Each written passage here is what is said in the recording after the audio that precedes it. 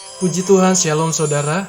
Bersama kembali dengan saya Henry Indrawan dalam program saya Panggilan Iman pada Yesus dalam roh dan jiwa kita.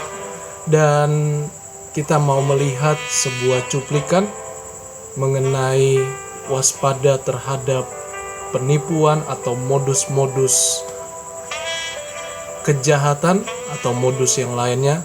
Namun ada satu video mungkin di antara kita yang sudah melihat atau ada yang belum, tapi saya percaya setiap keadaan selalu ada solusi, ada jawaban dari firman Tuhan. Namun mari kita sama-sama menyaksikan terlebih dahulu video tersebut. Tuhan Yesus memberkati. Haleluya. Kalau punya rekening BRI, hati-hati. Ada modus baru yang hari ini korbannya saya.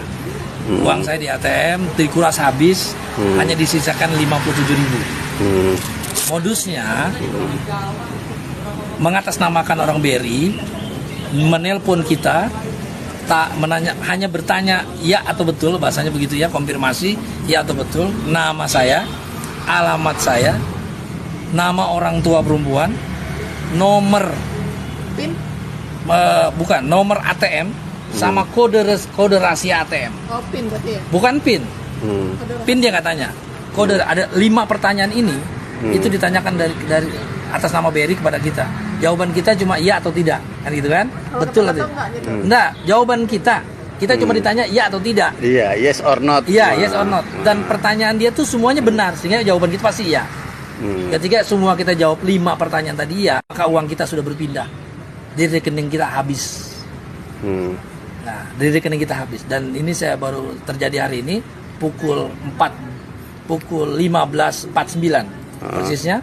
Dan saya konfirmasi ternyata betul uang saya habis dikuras. Korbannya di Bawaslu DKI berapa orang? Sudah Bang? 5. Saya yang kelima hari ini. Dengan model yang berbeda-beda. 5 orang tuh Bawaslu DKI semua itu ya? DKI semua. Tapi model beda ya. Kalau Pak Yanto scamming.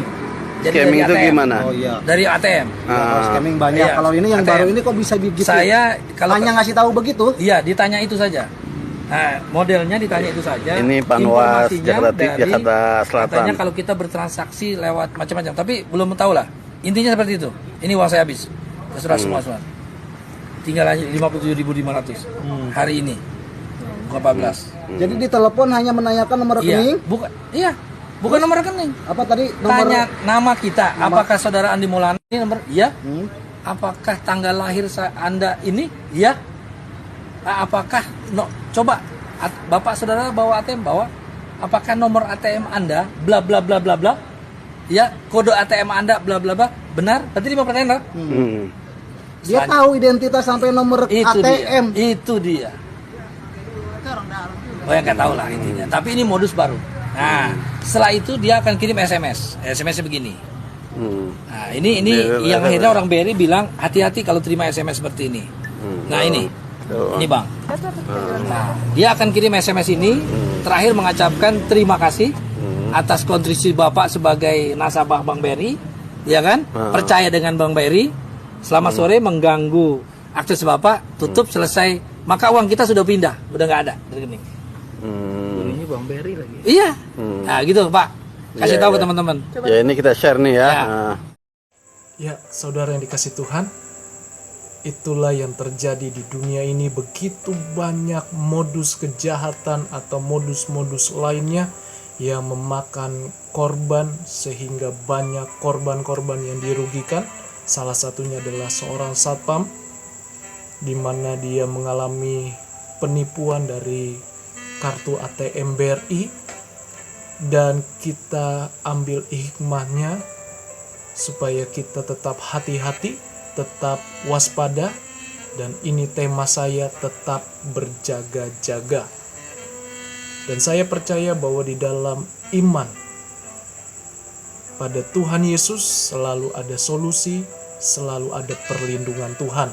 Namun kita baca satu ayat ini, Injil Matius pasal 26 ayat 41. Berjaga-jagalah dan berdoalah supaya kamu jangan jatuh ke dalam pencobaan. Roh memang penurut tetapi daging lemah. Jadi saudara, bagaimana supaya kita terhindar dari segala macam penipuan atau modus kejahatan lainnya, yaitu yang ke-1 adalah tetaplah berjaga-jaga dan berdoa. Jadi jangan tinggalkan doamu, jangan putus doamu, yaitu jangan lupa berdoa, karena doa adalah komunikasi, dialog kita dengan Tuhan, di mana kita memohon kepada Tuhan dan Tuhan akan berbicara lewat hati atau roh kita atau lewat firman yang kita baca dari Alkitab atau yang kita dengar dari setiap hamba-hamba Tuhan yang membagikan firman Tuhan atau sharing firman Tuhan, sehingga iman timbul dari pendengaran. Itulah kegunaan dari doa, karena doa sangat bermanfaat bagi iman Kristen, iman percaya kita kepada Tuhan. Jadi berdoa bukanlah sekedar ajaran atau ritual agamawi yang kita jalankan. Untuk apa kalau kita tidak mengalami atau kita tidak mempercayai setiap ucapan-ucapan yang kita doakan, hanya sekedar menjalankannya saja. Tapi bagi kita, tetaplah berdoa sekalipun kita belum melihat jawaban atas doa-doa kita. Tetaplah berdoa, sebab doa sangat mengatasi masalah hidup kita. Mengapa? Karena dengan berbagai macam kejahatan atau modus-modus penipuan lainnya, bisa saja kemungkinan mereka menggunakan kuasa kegelapan atau ilmu hitam atau magic supaya banyak korban dan banyak yang dirugikan. Maka itu jangan tinggalkan doa. Itulah cara yang pertama supaya kita terhindar dari segala macam kejahatan. Yang kedua, mintalah hikmat Tuhan. Amsal 2 ayat 6 berkata, karena Tuhanlah yang memberikan hikmat, dari mulutnya datang pengetahuan dan kepandaian.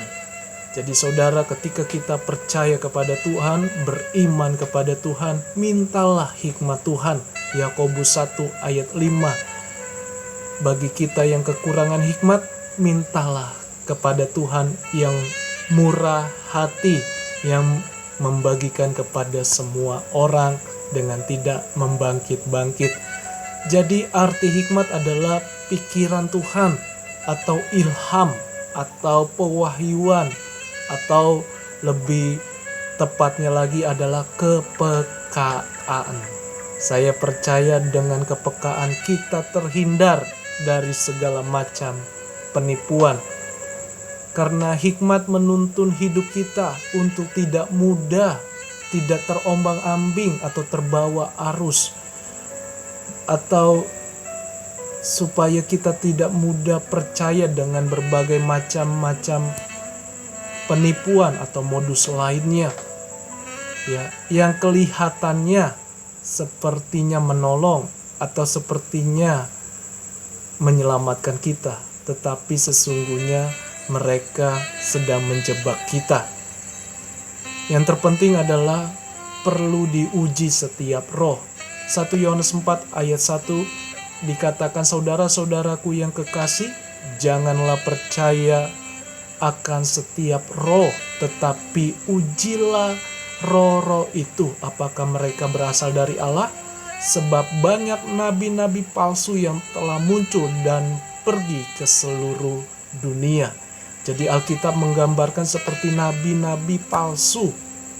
Nabi-nabi itu berbicara tentang karakter, di mana dia sepertinya menolong, sepertinya menyelamatkan kita, tapi sesungguhnya dia sedang memakan kita sebagai korban penipuan atau korban kejahatan lainnya. Bukan berarti kita langsung judge atau kita langsung ambil kesimpulan, wah ini salah, wah ini sesat, wah ini penipuan. Bukan demikian, tetapi ujilah setiap roh, kenalilah pribadi orang itu dengan benar. Kenalilah kehidupannya, kenalilah latar belakangnya, supaya kita terhindar dari macam penipuan. Apalagi seperti kasus penipuan ATM BRI, tentu kita tidak tahu. Dia hanya memakai alat komunikasi, meminta persyaratan, beberapa persyaratan. Tentu saya percaya pasti kemungkinan bisa menggunakan dengan kuasa kegelapan sehingga kita terhipnotis, kita mau terbujuk. Jadi saya percaya hikmat Tuhan sangat membantu kita untuk keluar atau terhindar dari berbagai macam kejahatan atau modus-modus lainnya. Yang ketiga, bagaimana supaya kita bisa berjaga-jaga dan supaya kita tetap waspada, yaitu janganlah dikuasai hidupmu dengan kekhawatiran yang belum tentu terjadi dalam hidupmu. Artinya jangan hidupmu dikuasai dengan ketakutan yang besar atau kekhawatiran sehingga hati, jiwa, dan tubuhmu tertekan, sehingga engkau tidak bisa berbuat apa-apa. Engkau terombang-ambing oleh arus dunia ini karena engkau sudah ketakutan, engkau sudah mengalami kekhawatiran yang berlebihan. Alkitab berkata di dalam 1 Petrus 5 ayat 7, serahkanlah segala kekhawatiranmu kepadanya, sebab Ia yang akan memelihara engkau. Jadi saudara, berserahlah kepada Tuhan. Apapun yang kau kerjakan, apapun yang kau usahakan, sekecil apapun, kalau disertai dengan Tuhan selalu ada kemenangan, selalu ada mujizat, selalu ada pertolongan Tuhan. Jadi saudara yang dikasihi Tuhan, jangan lupa selalu andalkan Tuhan. Jangan dikuasai dengan ketakutan atau dengan kekhawatiran yang berlebihan. Itu saja yang saya bagikan. Jangan lupa like, komen, dan subscribe video ini supaya nama Tuhan dimuliakan. Tuhan Yesus memberkati kita semua. Shalom.